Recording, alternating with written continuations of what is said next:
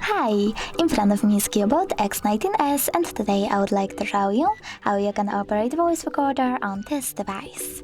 First of all, you need to go into Sound Recorder and tap on this red button at the bottom left corner. Then select Allow 2 times, and as you can see, my recording is now on.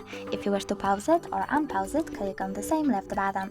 If you want to end your recording, click on the square right one and tap on Save. Then click on the same right button, and as you can see, my recording was successfully created. You can always delete it though by holding it, tapping on this pin icon at the bottom and clicking OK.